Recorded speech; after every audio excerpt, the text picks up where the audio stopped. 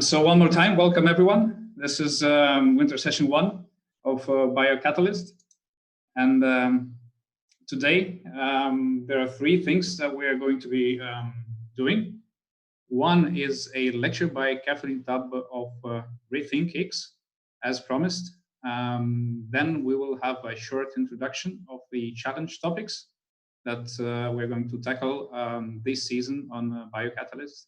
And finally, we will have a bio quiz with the winner getting a €50 Amazon gift card. So in total, it should take about 1 hour-ish. And let's get right to it. So first off, without further ado, I will introduce you to the lecture that we are going to have on this session. It will be about food and agriculture, actually, even though biotechnology is usually connected in people's minds with pharmaceuticals and health. It's actually becoming a much broader discipline in the 21st century. And so the representative of RethinkX is going to tell us more about that.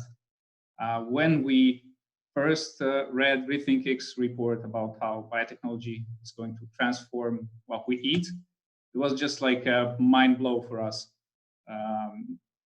So many pieces of the puzzle just kind of seem to fall into place. And I think, I hope it will be as interesting for you as it was when we first acquainted ourselves with the materials. So today we have Catherine Tubb with us, whom you already know from the previous session, from the intro session.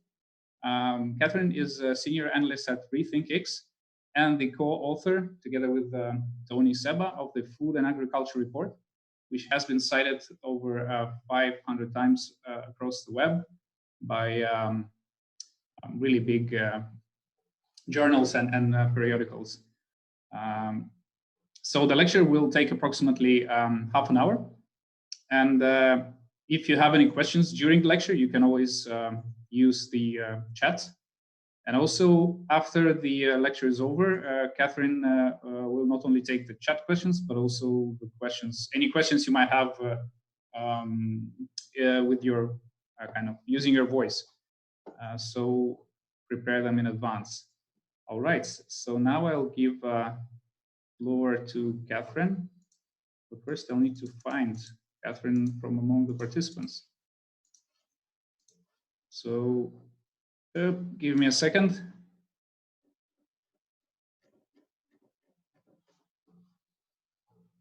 Give me another second. All right. Catherine, I'm making you the host.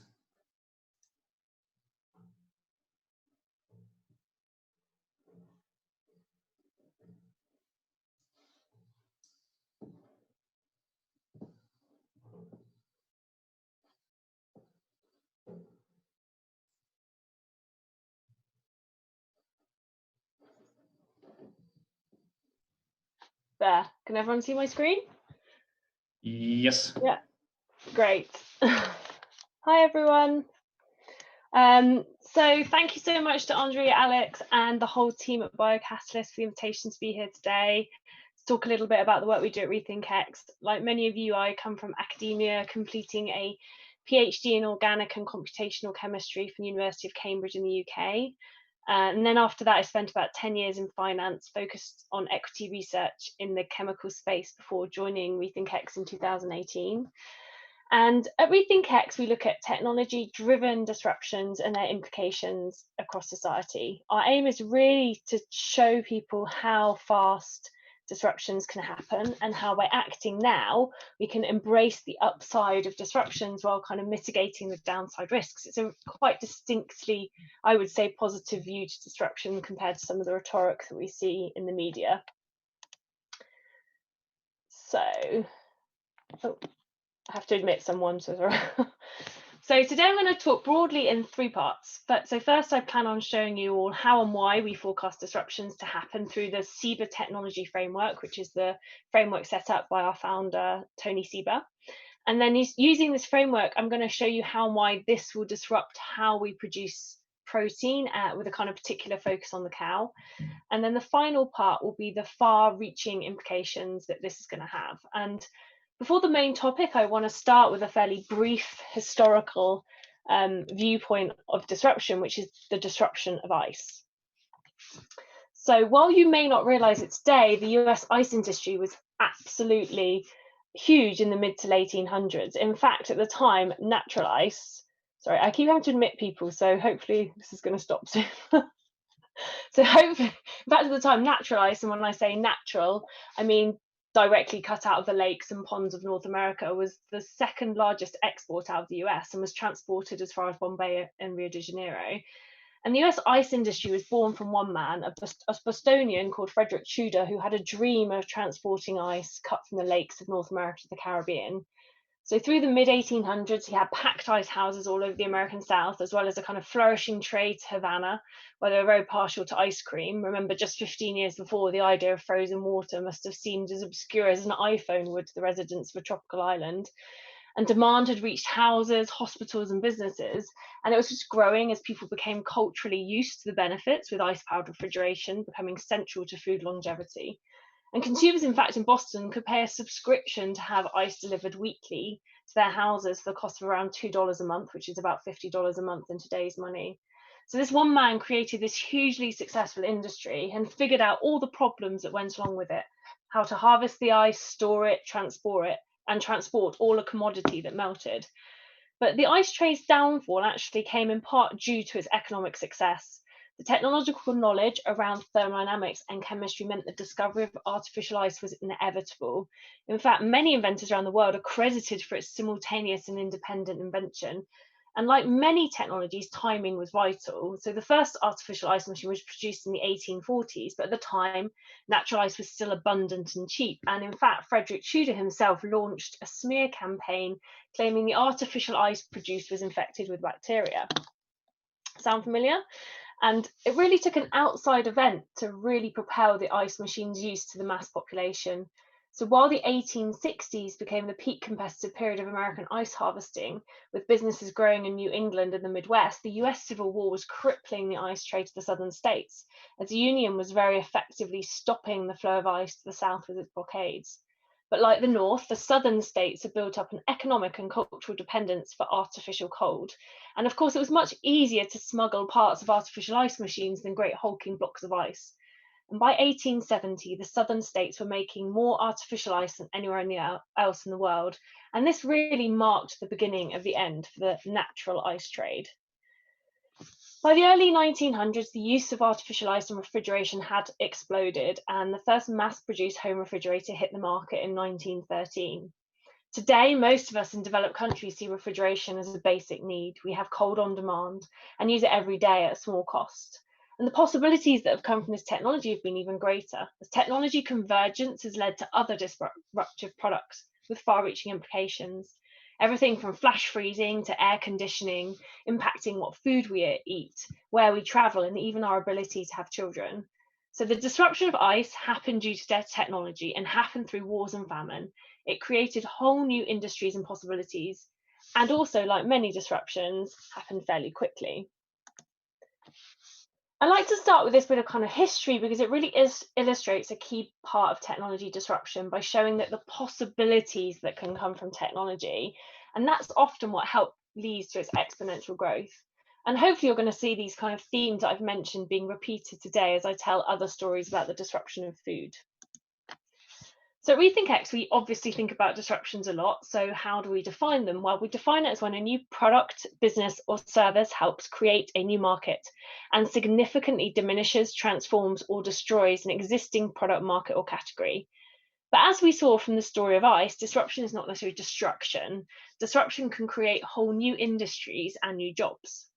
So today I plan on showing you how and why disruption happens through the CEBA Technology Disruption Framework.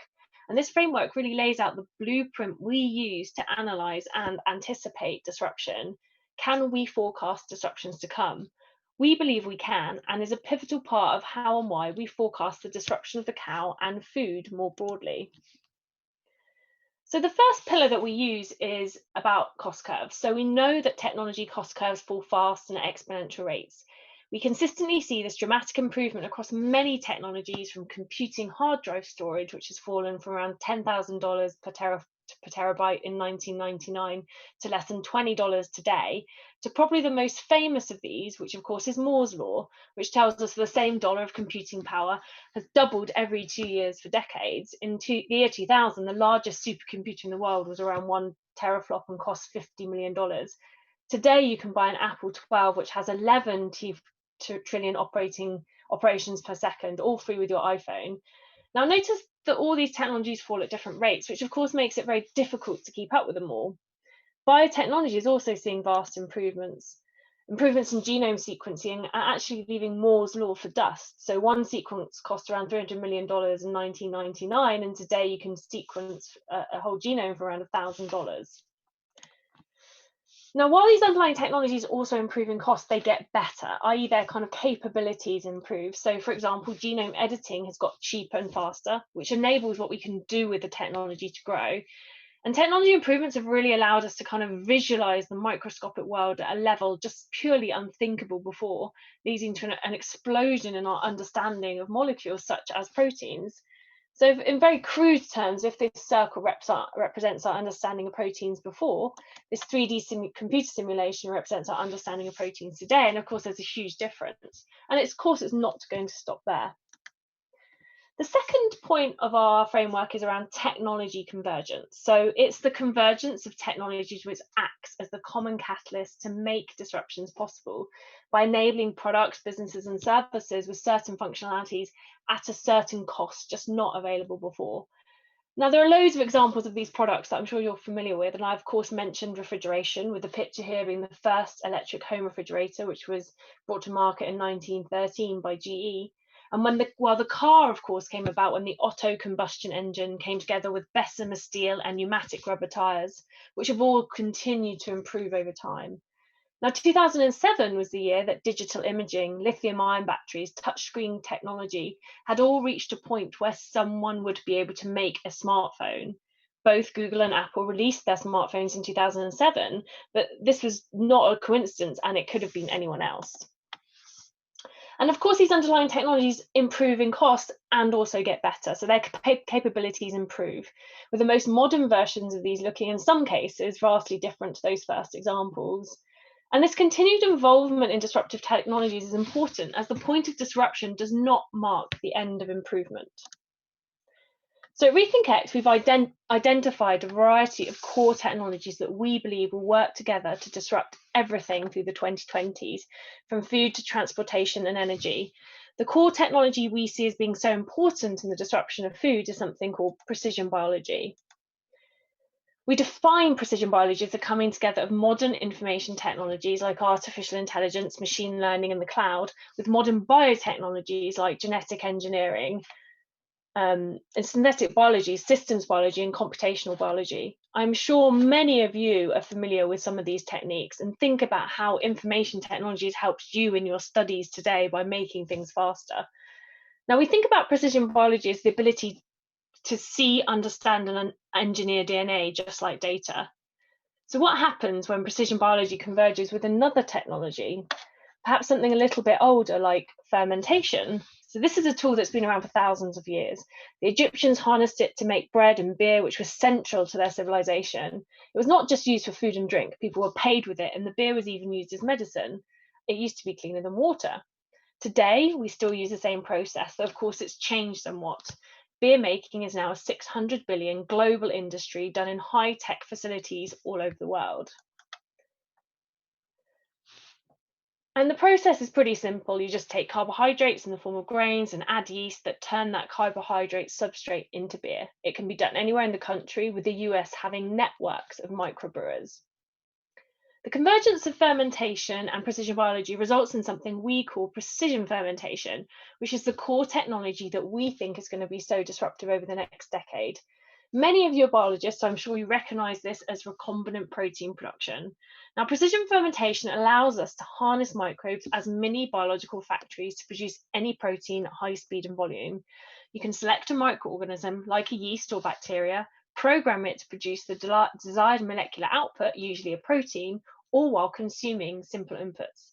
We can produce any protein rapidly and at large scale in exactly the same process we use to make beer. And remember, we're programming those microbes to produce very specific proteins. Now, we believe precision fermentation is going to be a pivotal technology, and why we believe over the next 10 years, we're going to see the deepest, fastest, most consequential disruption to the way we produce protein of the last 10,000 years. And it's unfolding not because of ethics, but rather pure economics. It's inevitable and going to have huge implications for our food system.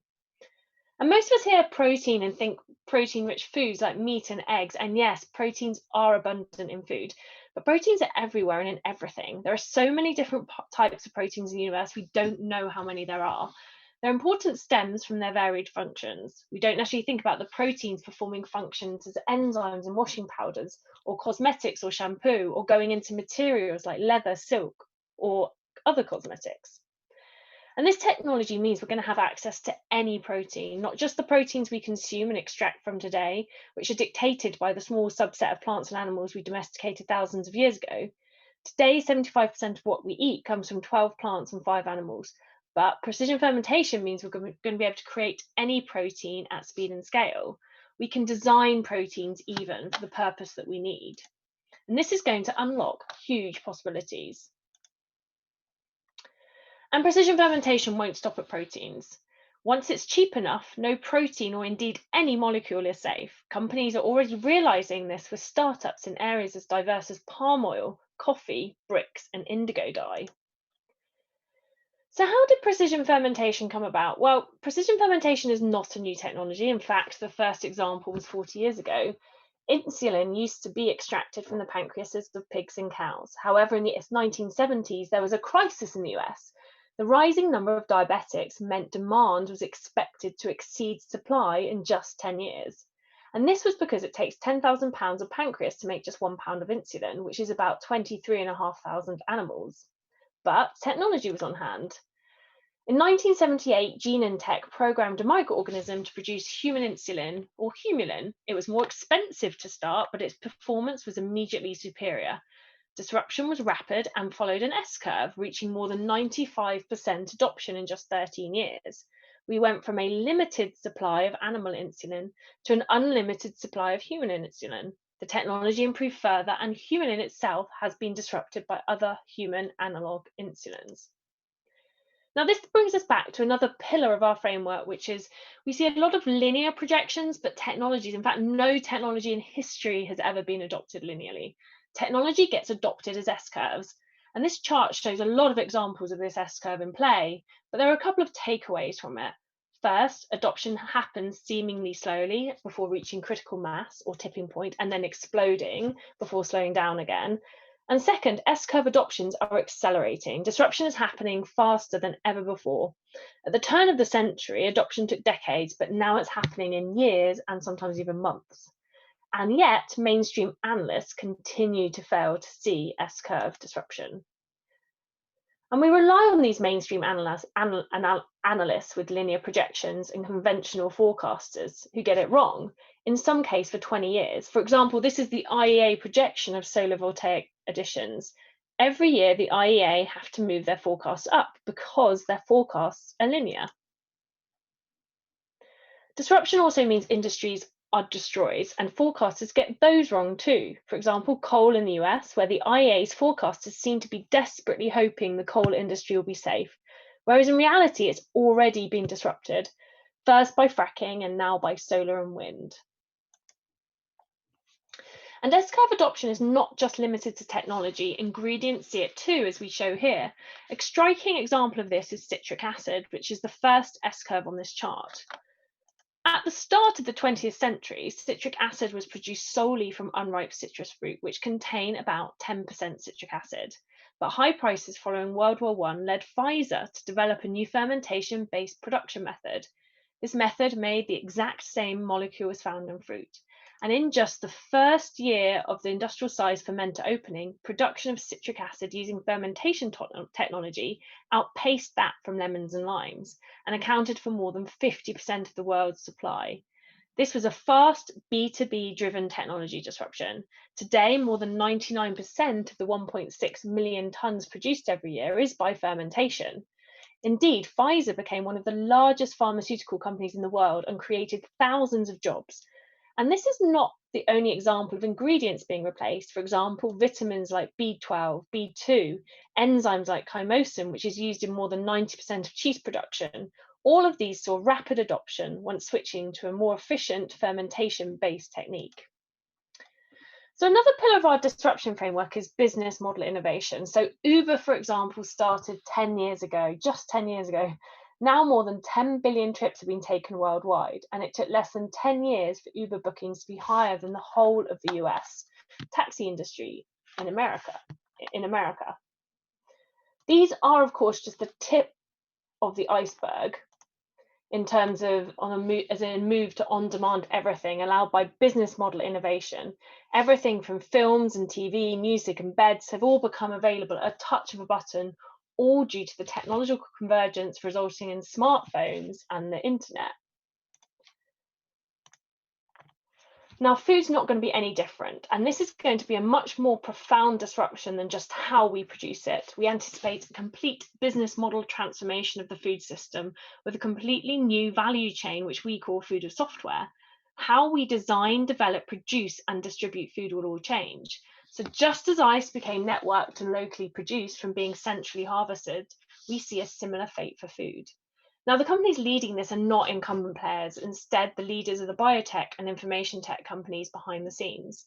Just as it was Apple and Google who disrupted the mobile phone industry, disruption usually does come from the outside.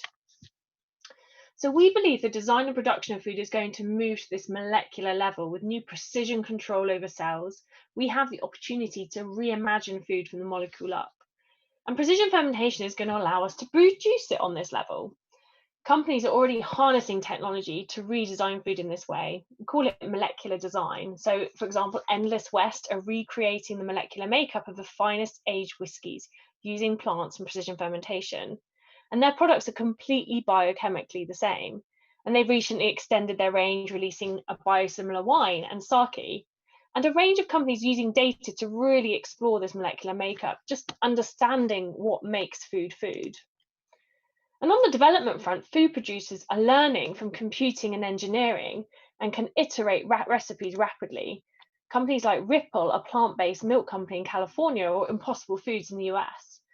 This mass iteration gives the ability to make as many versions to precise tastes of consumers and faster than ever before. And in the case of Impossible, can even become a marketing point with their Impossible version 2.0. So this is a discussion of the framework, but how is this actually going to disrupt the cow? Well, insulin marked that first example, but since then the technology has continued to improve and come down in cost. And as we've come down that cost curve, we've crossed new critical thresholds of competitiveness, opening up new sets of products through pharmaceuticals, enzymes, and flavors and fragrances. In the year 2000, we estimate protein production cost about $1 million per kilo. Today, we're cost competitive with cosmetics and some materials, with production coming in under $100 per kilo. And this has opened up new market opportunities and entry points that we're seeing today. So what kind of products are being allowed by the technology coming down in cost and improving technology? Well, for example, products we cannot extract from nature, like human proteins, milk proteins, insulin, growth hormones. For example, collagen is the most abundant protein in mammals, accounting for 1/3 of our protein content present in bones, nails, and ligaments, and of course is the key protein in leather. Now, we can't get human collagen from nature, but Geltor have programmed a yeast to produce human analog collagens for use in the beauty industry, which of course makes perfect sense. Surely putting human collagen on your face is better for you than pig or marine collagen. And in fact, they found that human collagen can reverse sun damage, i.e. it's better. And now animal collagen is also used in all sorts of foods in the form of gelatin, and Geltor have just signed a deal to develop and produce animal-free, probably not human-based, collagens for the food industry. Another area of market entry is proteins that are too expensive to extract, and many of these are plant natural products such as flavors and fragrances, but dyes like indigo, sugars like stevia, and flavorings like rose or even cannabinoids. Now, the active ingredient is often just a few percent of the naturally grown plant, making extraction difficult and growing resource intensive, whereas stevia, for example, is just 1% of the plant it comes from. So access to these rare natural products will open up possibilities for food and flavourings. Another area is proteins from extinct plants and animals. Geltor, the collagen company, have also made mastodon gummies using mastodon collagen sourced from a DNA printing company. This could lead us to mammoth meat or leather or proteins from any other animals that have or indeed will become extinct. Now, it also shows the possibilities of this technology. Why would we use cow-based leather if actually a jellyfish-based leather is better? And all these products are vital in bringing down the cost curve for precision fermentation, all while improving its capabilities and, of course, creating a market. At RethinkX, we forecast cost curves, and by 2025, we estimate the cost to produce 1 kilo of protein by precision fermentation will be $10 per kilo, and by 2030, $2 per kilo. And a really interesting thing starts to happen when we reach $10 per kilo. That's when precision fermentation becomes competitive with bulk proteins sourced from animals. And what kind of animal proteins? Well, dairy proteins like casein and whey. And this is what Perfect Day are already doing for milk proteins. They're selecting a microorganism, a fungus, programming it to produce a key dairy protein, whey, and this protein is then mixed with other ingredients to make the perfect animal-free ice cream, all with a fraction of the resources. And the ability to make these specific identical proteins is a game changer, and where precision fermentation and something like plant-based products differ. In precision fermentation, you're making those exact same proteins as found in animals and in abundance. The scarce is no longer scarce. And this disruption is not one for one. We won't even need to make a whole pint of milk. Milk and ice cream are just 3% protein. So all we need to do is make 3% of a milk bottle from precision fermentation, mix it with water, fat, and sugar, and you have a kind of modern milk. And the traditional dairy industry are already concerned. Monica Massey from Dairy Farmers of America said, "We sat down in a dairy cooperative headquarters and ate it. And I said, oh, we're screwed because it tasted just like ice cream. We at RethinkX, this is our founder, Tony Sieber, have tasted it and could not tell the difference between Perfect Day ice cream and cow ice cream." Today, Perfect Day have partnered with ADM to help scale Perfect Day's protein production, highlighting another important dynamic that this is a B2B ingredients-led disruption. And what do I mean by that? Well, if we think about a lasagna with whey and casein perhaps as key molecules, Stouffer's lasagna is made by Nestle, and now Nestle don't need to buy their dairy from cows, but can go straight to Perfect Day plus ADM. Supply is going to be cheaper, less volatile, and probably on site. And this highlights a key difference about where consumer decisions are made and where business decisions are made. And we mentioned Nestle, who of course buy lots of ingredients, and milk is just one of them. In fact, Nestle use 1.6% of global milk production. But in fact, in the US, this B2B market is absolutely huge. In fact, 35% of the total dairy market ends up as used as an ingredient. And for ingredients, think everything from cheese on a store-bought pizza to used in food service or restaurants. And remember, these are the exact same proteins, so adoption is going to be incredibly fast. And as we know, food is an incredibly segmented and diverse market. Within just dairy, there are a multitude of different products and channels. Products like milk, cheese, yogurt, butter, ice cream. Going a step further, the cheese market can be further segmented. Cheese products range in use from crackers to pizza to cheesecake, all the way to those gourmet cheeses you might find on a French cheese board. For each individual product, there's going to be a critical threshold in the cost of production where it becomes economically advantageous to produce the milk proteins needed by precision fermentation and build up the product at the macronutrient level from the individual proteins along with fats and carbohydrates. So we like to focus in on and understand those markets where we think disruption is likely to happen the fastest, and to show you how it can happen. And to show the how, let's drill down on one of these markets and products. In the US, the cheese market is worth almost $50 billion. Of this, about 35% is sold as mozzarella, and 25% of that ends up on pizzas. So to reiterate this, 10% of cheese in the US ends up on a pizza. Now, most pizzas, more than 80%, are sold B2B through food service or pre-prepared food. And we know these are some of the most susceptible categories to disruption.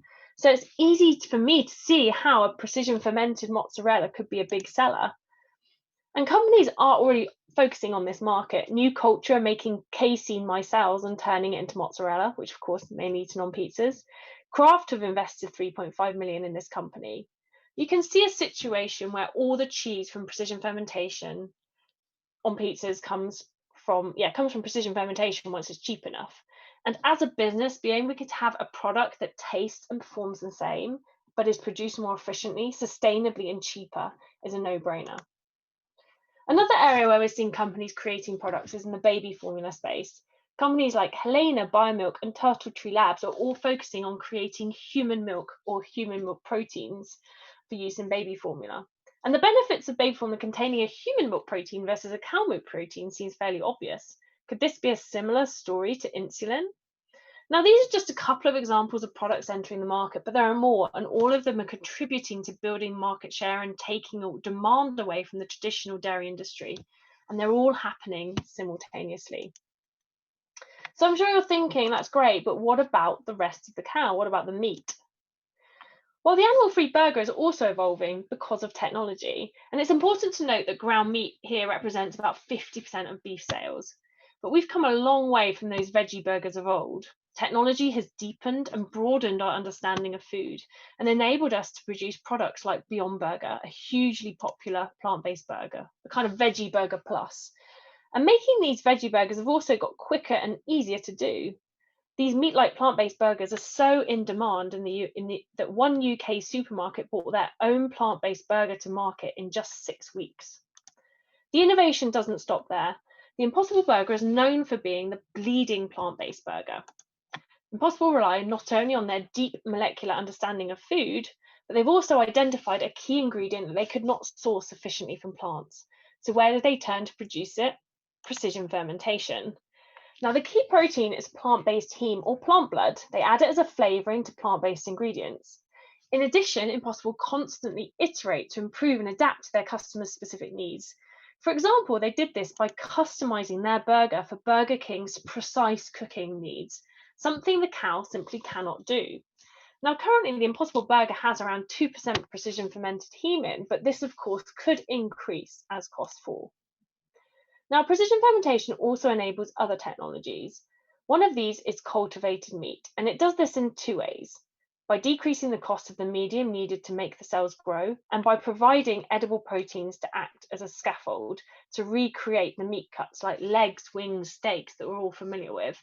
And this contribution to the next stage of meat is partly why we believe precision fermentation is going to be such a pivotal technology.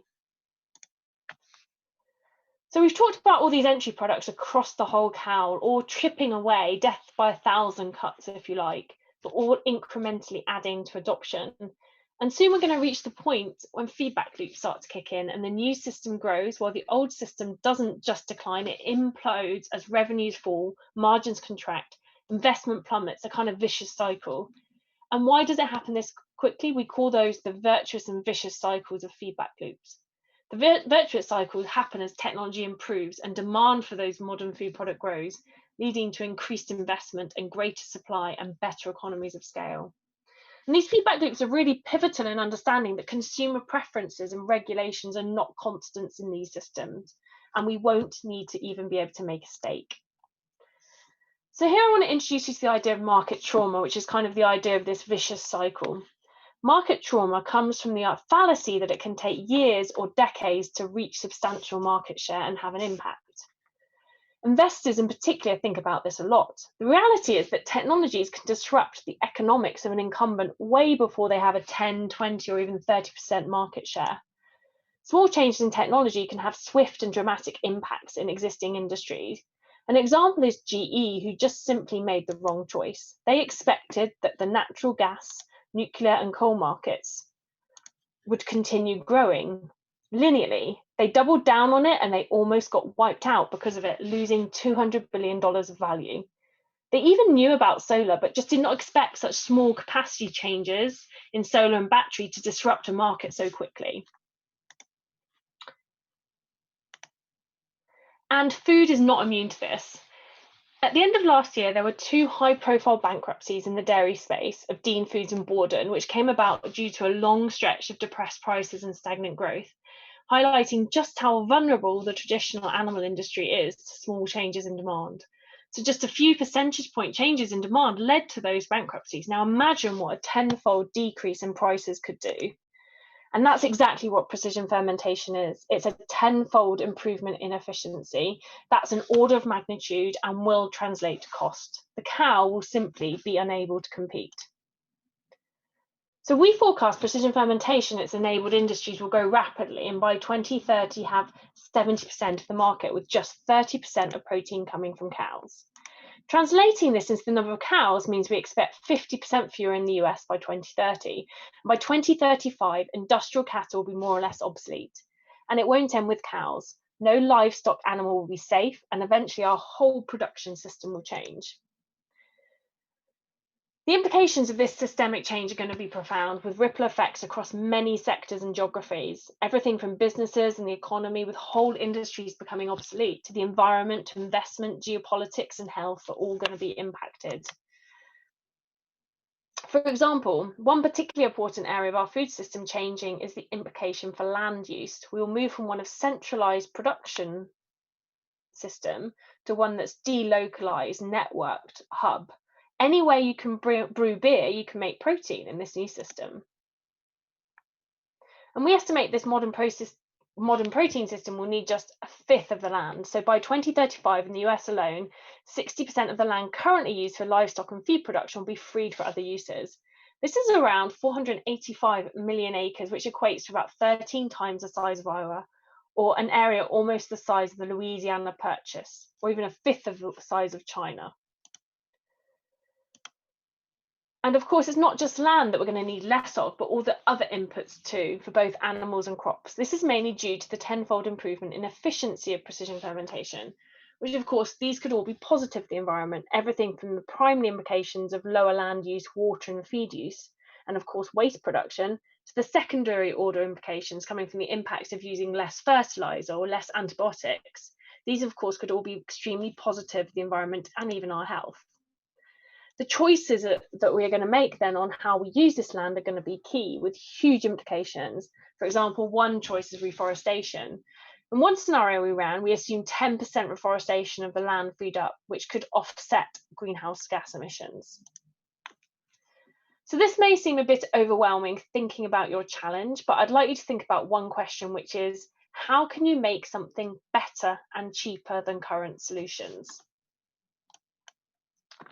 So in summary, we're on the cusp of the deepest, fastest, most consequential disruption of food and agriculture over the last 10,000 years.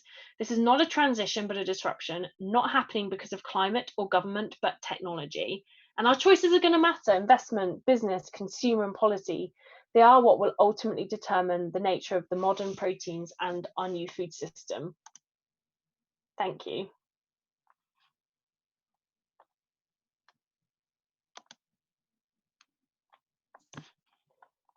Wow, thank you, Catherine. Just wow.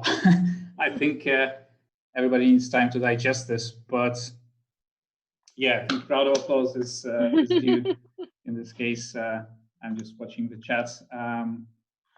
I will give people some time to write any questions in the chat, but using my position as a host, there will be a question from me as well.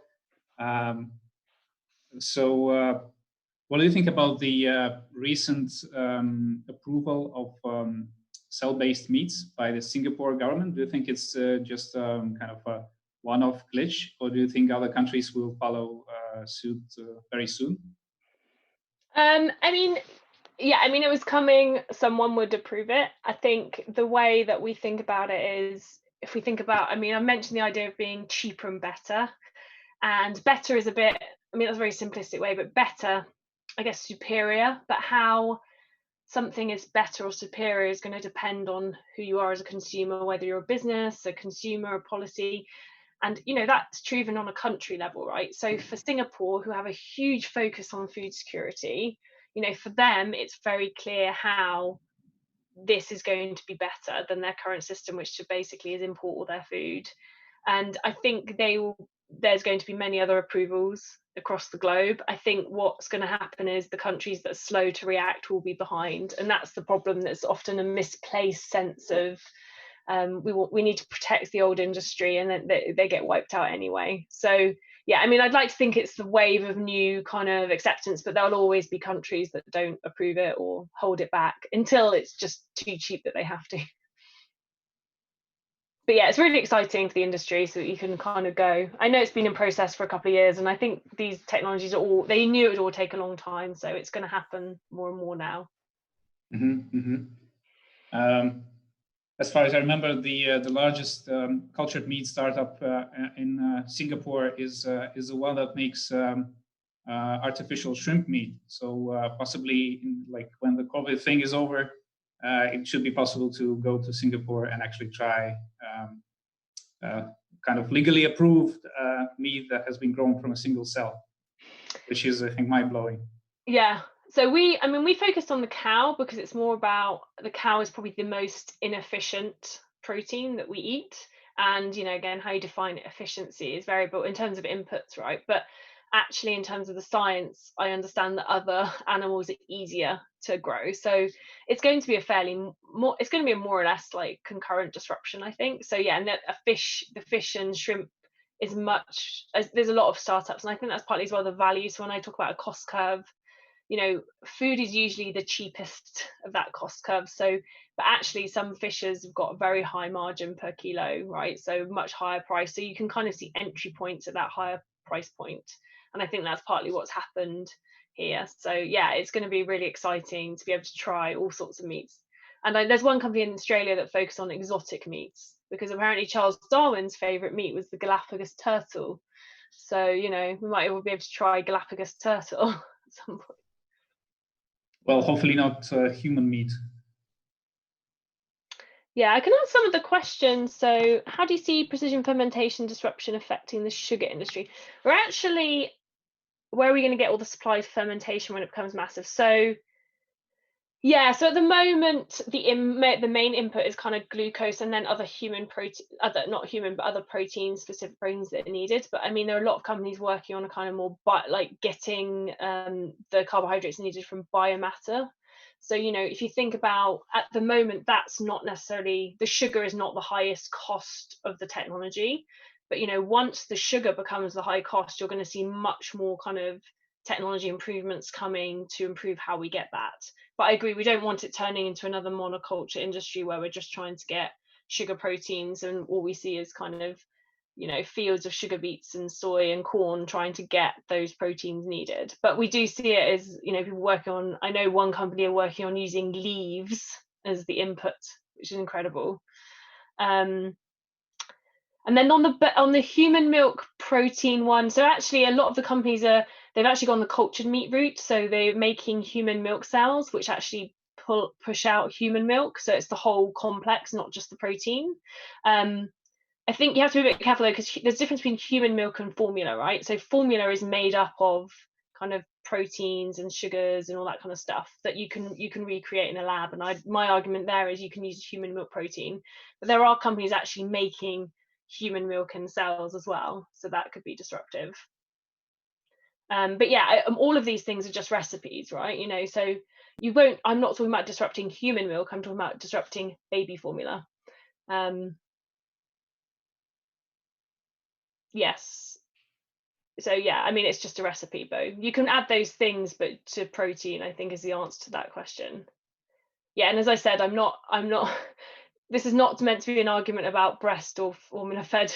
As a mother myself, this is a very evocative argument, so I'm not trying to get that. I'm just saying, how do we make, formula better? And this is one way.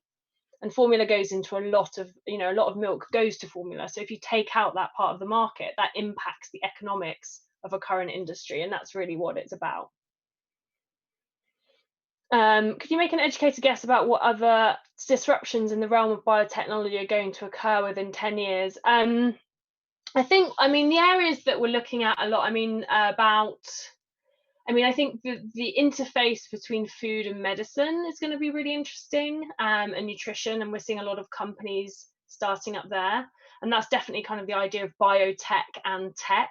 I think we're seeing that with even things like smart watches, which have, you know, an ECG monitoring, which is incredible when you think about it. So the ability of kind of personalization, I think, is going to be a huge theme over the next 10 years. How good exactly is latest technology on quality control and safety in artificial foods? I'm not sure I understand that question. I mean, I think, you know, so with there are a couple of interesting points. I mean, first of all, the food safety, there's a lot of regulation which is incredibly important around food. They've done some tests on cultured meat and it doesn't go off as quickly. And the reason behind that is when you slaughter animals, you know, you often let in a lot of bacteria and microbes, so the meat tends to go off. So actually a lot of the issues come on the slaughtering side, you know, because you're just letting stuff into the meat, and that's where a lot of the diseases happen. But because you're making these in sterile environments, actually, you know, often it can keep better. So, you know, you could make the meat and then probably put it in a vacuum packed and it setting, and then it will probably keep for longer as well than traditional meats. Will fermentation affect economies of third world countries as they are producing basic food but maybe not have the resources for fermentation?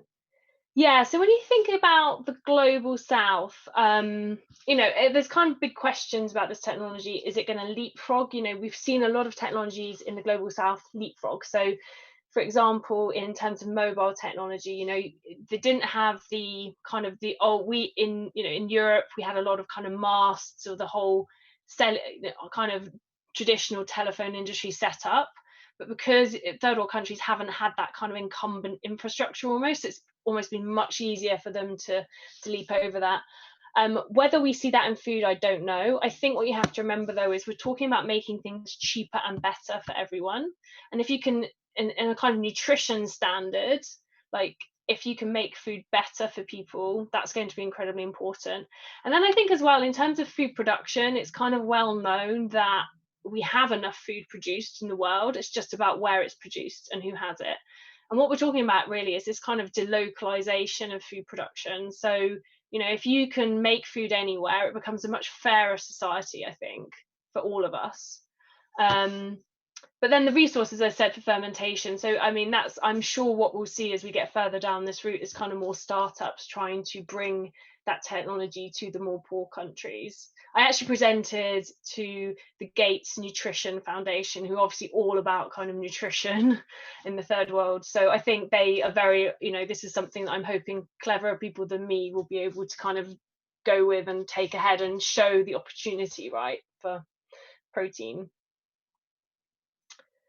The meat is grown from cells, so where is the initial cells harvested? Usually animals, live animals. A lot of the companies in the space like to show off Jessie the pig or Timothy the chicken, you know, in terms of like, here is the animal that has provided the cells. So I mean, that's kind of interesting in itself. Do farms turn into something inherently different to what we have now? You know, do we have just cell banks of animals? You can go and visit Jessie the pig and then eat a burger from Jessie the pig. It's kind of a nice idea in a way, maybe. How about allergies? How can technology help solve this field in the future? Yeah, I mean, Catherine, sorry to interrupt you. Just one. I was just going through all the questions. I was also like listening very carefully, so I forgot about the time. But just to all the participants, we will have time for one more or maybe maximum two more questions after that. All right, we have a big one just now.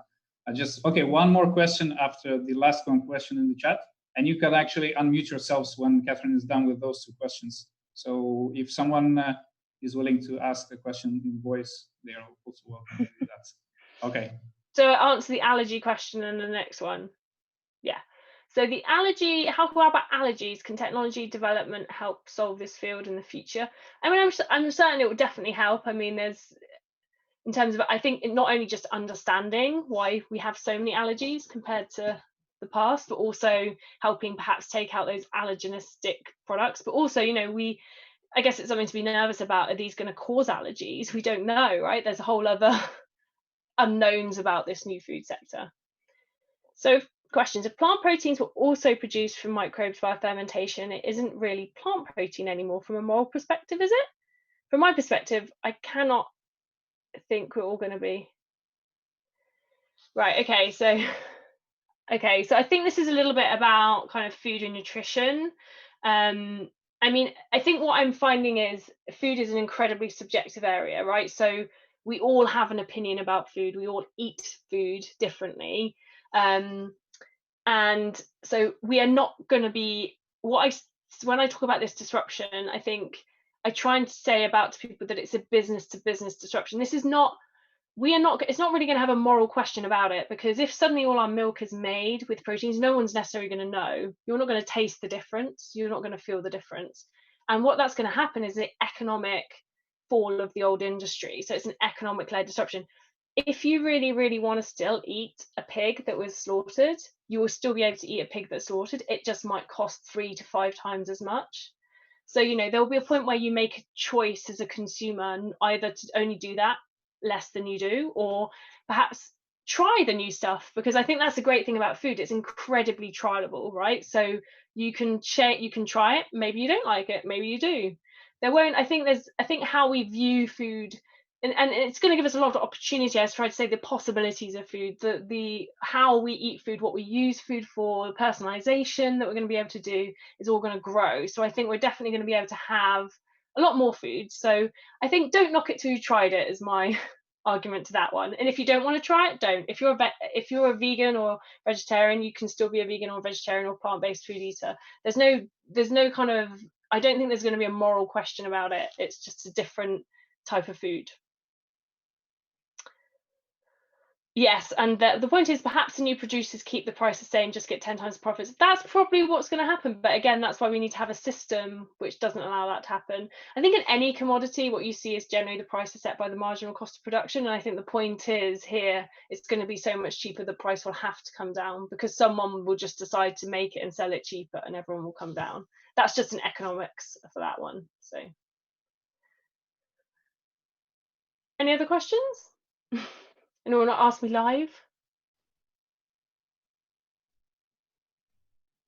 I don't ever necessarily answer them, but feel free to email me. I'm very happy to be contacted and ask these questions. I get asked them a lot, so it's fine. Do Scottish people get nervous when you speak about the fermented whiskey? I don't know. I haven't spoken to anyone about it, but maybe I should. Yeah, I should say. I don't know. They should, maybe they should be, maybe they shouldn't. I think, there's also, the destruction of an industry is difficult because there's a lot of premium products that will probably still exist, just like horses today still exist for racing, but we don't have a whole transport industry based on horses. There will still be you'll probably still want to buy your Wagyu steak from somewhere, or your Scottish aged whiskey, perhaps. So there'll definitely still be a premium for some of those more luxury goods, I'm sure. For the old schoolers. All right, maybe if you have anything to say about that last question in the chat, and then we are closing. Closing the questions. After I would love to see the it's known. I think you need to provide a reference for that question. I'm not sure that's true, so you might need to just provide me with a scientific reference to that question before I answer it. All right, maybe this is something that will encourage some more background research from the audience of this session. Thank you so much once again, Catherine. It was really something. It was just I have no words. Really cool.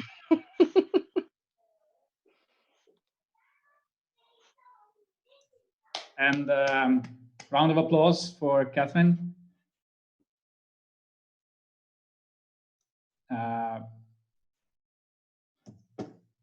Thank you so much. And then let's continue with the session, because we already are a bit kind of late as compared to our benchmark milestone time. Before we move on, just to make sure that everyone's here, can everyone turn on their cameras and give us their silliest face possible? So the silliest face that you can muster right now, just for a second. Just do it's like a silly face. Just exercise your face muscles or something. or do a critical face, or a sarcastic, resting bitch face, any kind of face. Cool, nice, nice. I love your faces. Very nice. I love the sweaters on some of you. Really cozy. I took mine off because it was too cozy. I started to get too warm.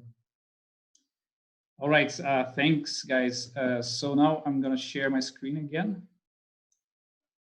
to introduce you to the challenge topics of this year's Biocatalyst.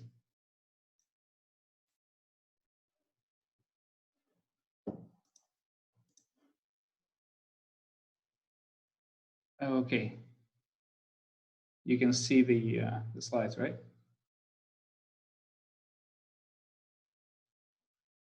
Good.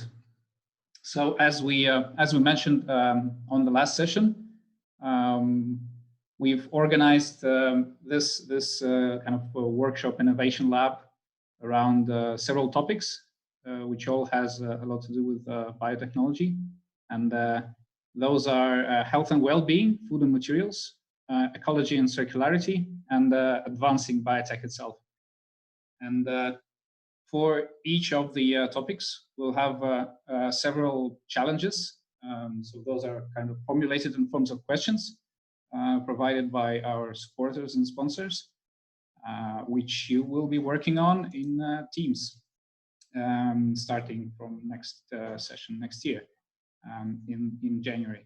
So the first, speaking about the first area, health and well-being, the first challenge topic is how can we speed up drug and vaccine development, testing and deployment using the growing toolkit of biotechnology.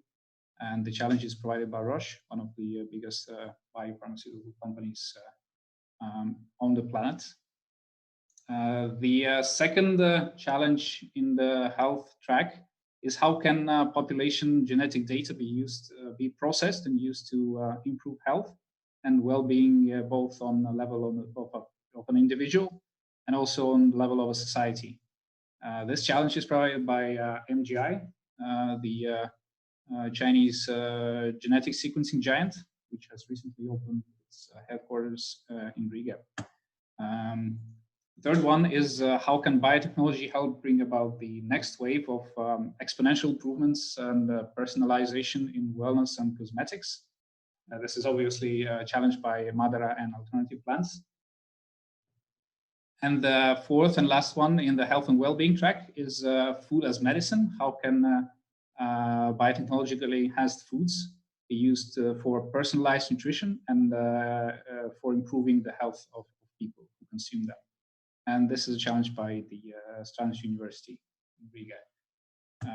Speaking about the food and materials track, this is entirely the domain of RethinkX, not surprisingly.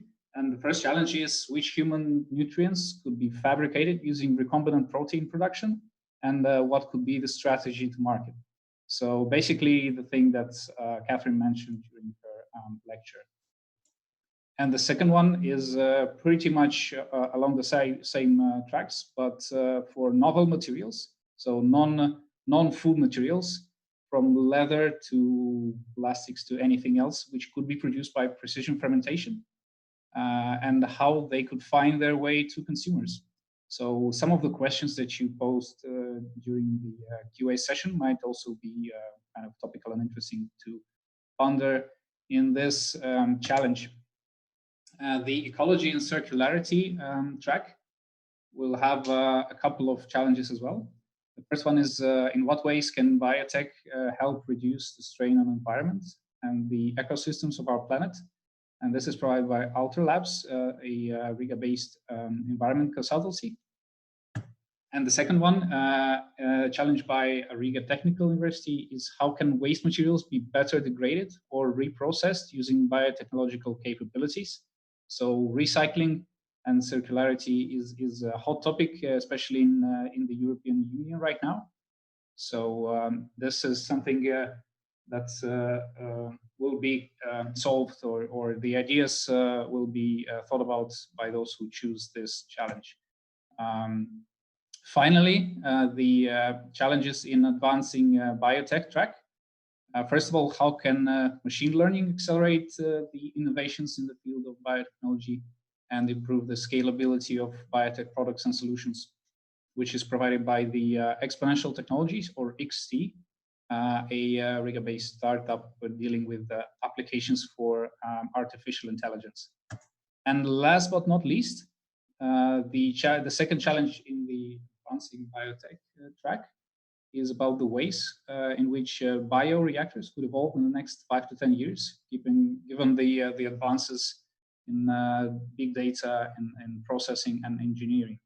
So bioreactors are kind of the working horses of a lot of biotechnological processes. So this could be an interesting challenge for those who consider themselves kind of closely connected with biotechnology in the future. So those are the 10 challenges that we're going to be looking into during Biocatalyst, and a couple of words about how you will be choosing those. So the idea is as follows: we will send you an online form with the possibility to choose your top 3 topics. That will be next week, and you will have some time, of course, to make your choices, but start thinking about it now as well. You will also be able to add your own topics if you feel that there's something connected to biotech that you're really passionate about, and you suspect that maybe some other people would also become passionate about it. You will also be able to add your own topic to your list. So one per person. It's not mandatory, but we are, of course, going to be looking into those. And if it's approved, then you'll also be able to work on your own topic during Biocatalyst. Based on the choices of challenges, we'll be forming teams somewhere around the second part of January. So the next session that we'll be having is going to be so to say much more interactive and team building focused.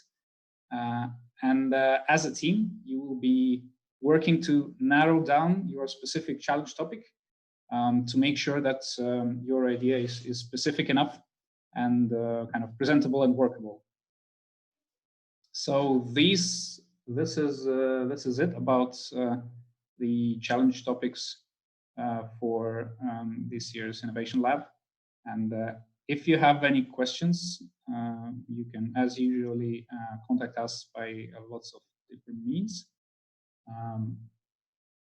But before we wrap up, there's one more thing that we would like to have during this session, and that's the quiz, the bio quiz, as we call it. So while we are preparing the quiz, you can take your mobile phones and go to kahoot.it. So it's going to be a Kahoot-based quiz, and I'll give the floor to Igor now so that he can briefly explain to you. Briefly explain to you the rules and also make the quiz happen.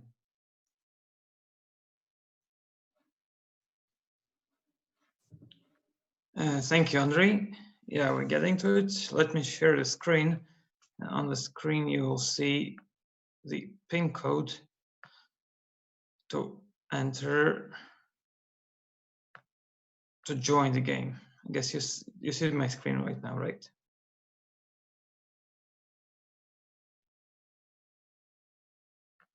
Okay, good. So now we need to join in. Type kahoot.it.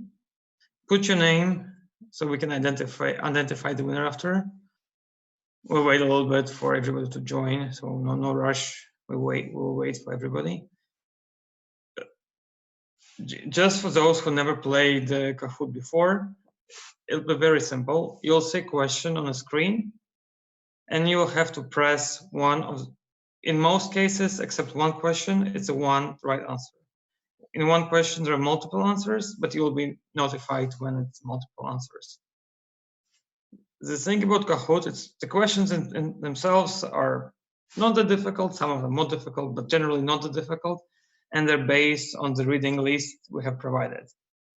So if you have read the materials presented before, you should have no problems answering all the questions. One thing with Kahoot, it's about also speed, how fast you answer the question.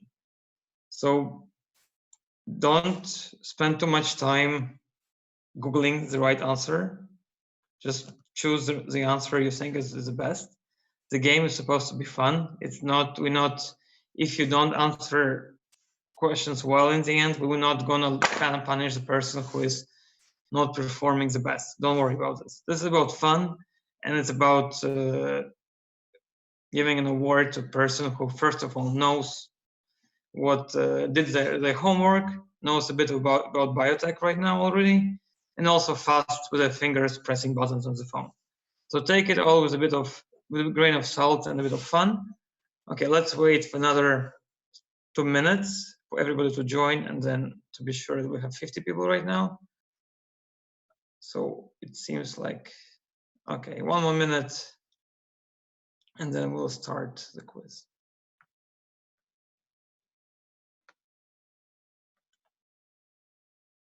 Is anybody having troubles connecting? If so, please send us a chat right now.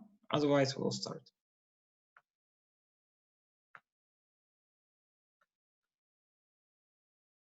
No, no one? Okay, then. I'm starting. We all here, 50 people. It's gonna be serious competition.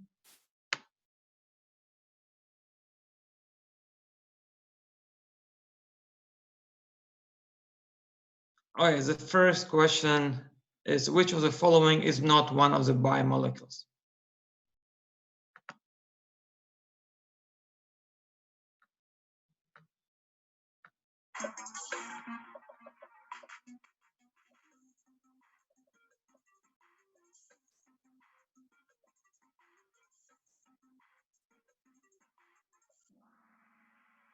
Most of the people got it right.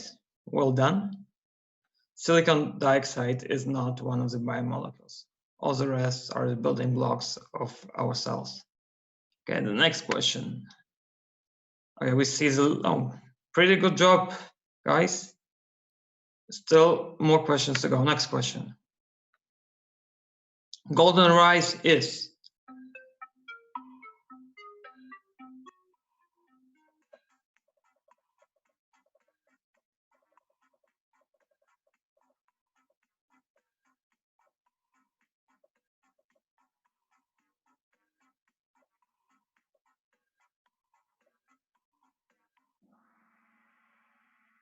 Well, some went for rare metal micronutrients.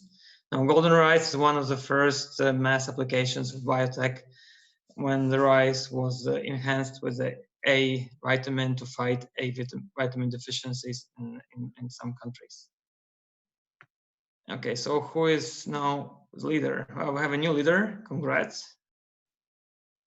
And the next question. What is the name of the deep learning algorithm that solved protein 3D structure in November 2020?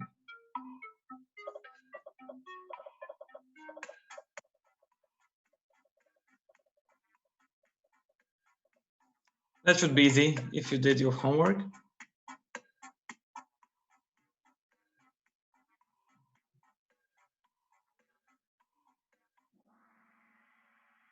Well, DeepMind was a computer.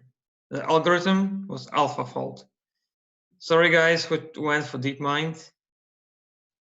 You were close, but not this time. Okay, new leaders. Well done, guys. Next question. Which of these elements is not important for life?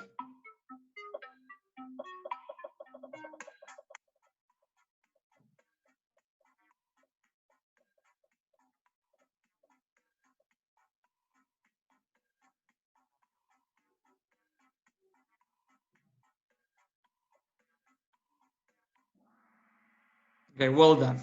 Of course, to some degree, you may say aluminum is also important, as all elements could be. But of course, when you have to select between these four, aluminum is the least important. Okay, let's see. Oh, sorry. Next question. What is shown on the image? It should be simple if you read the reading list.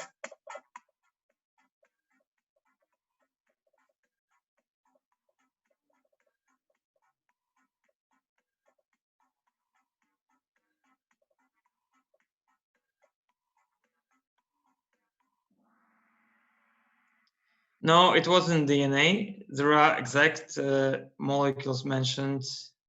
4 of them are specifically, and one of them specifically is the RNA only. So next time you will know better. Oh, new leader. Congrats, Evelina. You are on top spot right now. How many bases encode all genetic information in DNA?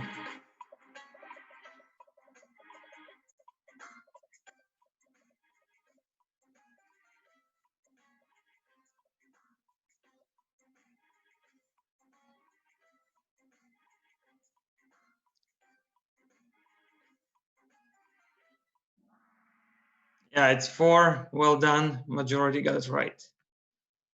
So let's see our leaderboard. Still pretty tough competition. What is this last step of synthesizing proteins from DNA in our cells?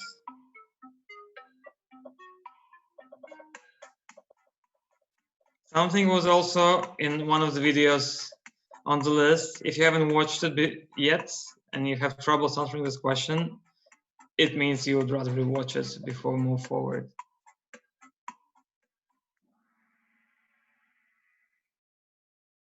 Yes, translation, correct.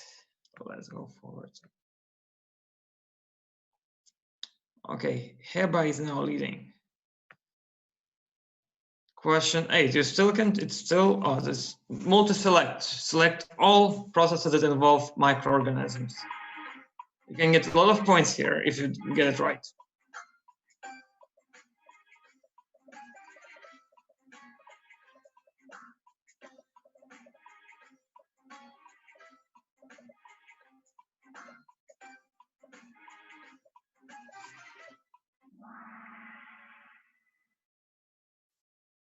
So all of them involve microorganisms. So majority of you got it right. Well done. Let's see what happened to the scoreboard. Okay, Evelyn is back on top. Congrats. Let's move forward. What is the central dogma of molecular biology?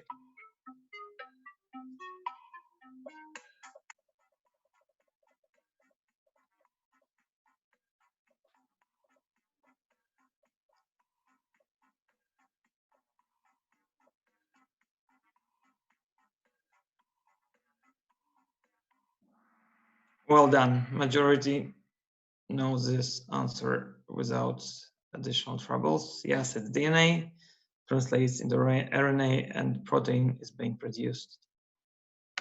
Next question.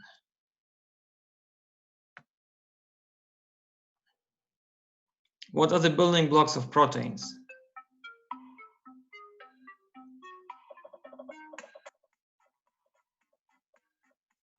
Should be simple, but you may get confused here. There are some difficult answers that seem like right, but might not be exactly correct. Okay, this was an easy question, I see. And our leaderboard is still, there is a fight for the, all top 4 people are very close to winning. Let's see who can grab the first spot in the next questions. How many amino acids are produced by the human body?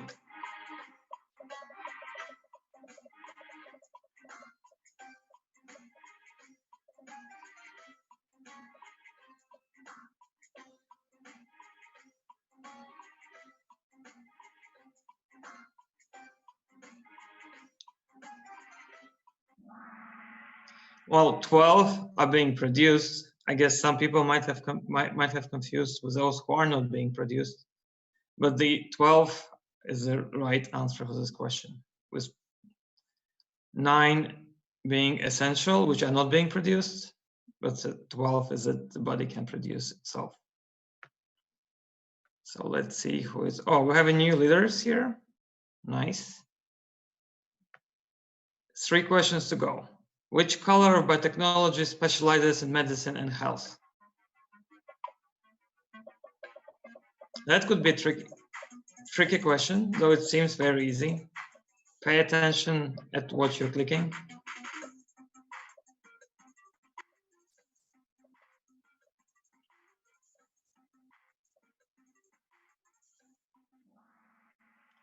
The right answer is red, not the color red, not the color of the button. So it's, if you pressed red color, it's actually written blue, so it's the wrong answer. Sorry, guys.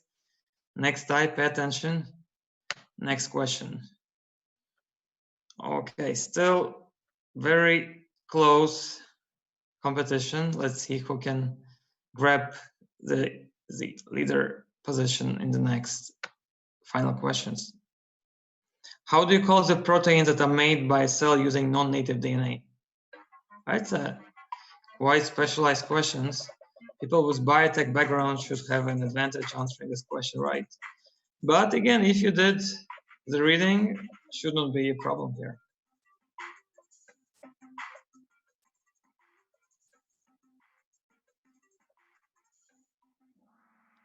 Correct, it's a recombinant proteins.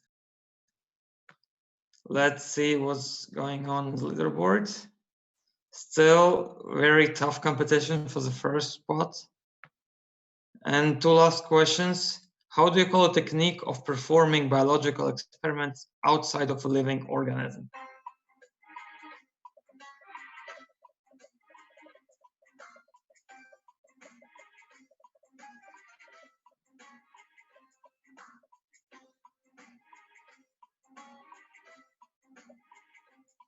Okay, 3, 2, 1. Let's see what the answers are. Correct, it's in vitro.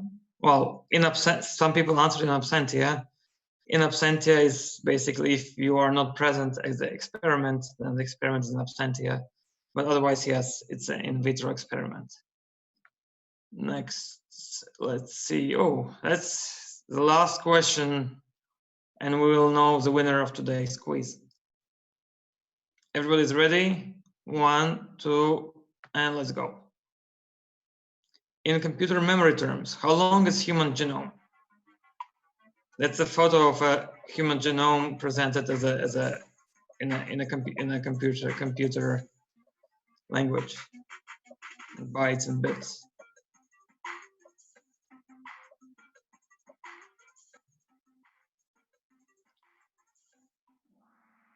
And the right answer is 1.5 gigabytes. So something, it was not actually on the reading list, but it was an interesting question. Something to explore further if you want to especially get in the area of bioinformatics. Okay, now let's see who is the winner of today's quiz. 3rd place is Heba. Congratulations. 2nd place, Chris B. And the 1st place, I'm afraid if I'll pronounce it wrongly, but I'll try. Jan? I'm sorry. I'm not. It's not my best in pronouncing names. Congrats, the winner. We'll please write us an email regarding your prize, and we will negotiate it later after the event, how you get it and how we execute it. Okay, Andrei, I'll give the floor to you now. Congrats again to all the participants. So now you know the importance of going through the reading list before our next sessions, and we will be doing similar events in the future for you to win some nice awards from our sponsors as well. Okay, we finish here. Andrei, I'll stop sharing now. Yep. Thank you for the quiz. So some pocket money to spend on books, hopefully, or maybe some other Amazon stuff. It's Christmas, right? So presents are still in order.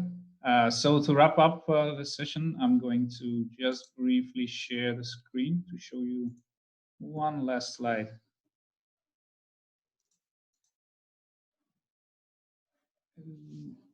Okay. All right, so what are the next steps for Biocatalyst? So first of all, and obviously expect the email with the link to the online form that will let you choose your preferred challenges sometime next week. We will try to send it as soon as possible so that you don't get it like on the Christmas Eve, but that'll also be nice.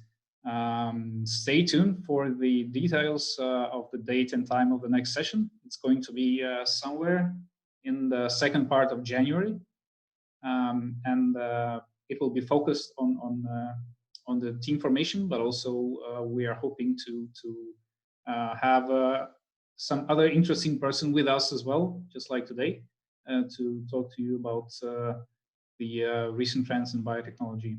And most of all, finally, last but not least, have a great holiday season. Enjoy yourselves. And if you have any questions, just ask us in the email or in the EIT platform. And this presentation, the slides, are going to be uploaded to the EIT platform. But the slides from Catherine's presentation, unfortunately, we cannot use them due to the copyright policy of RethinkX. But in the last moment, we were able to negotiate with them the possibility to record this lecture. So we will also send a link to the recording a bit later. So something to maybe I will definitely rewatch the presentation part because there's so much information packed in the slides. Once again, thank you all for being here, and see you all very soon. Have a great Christmas time.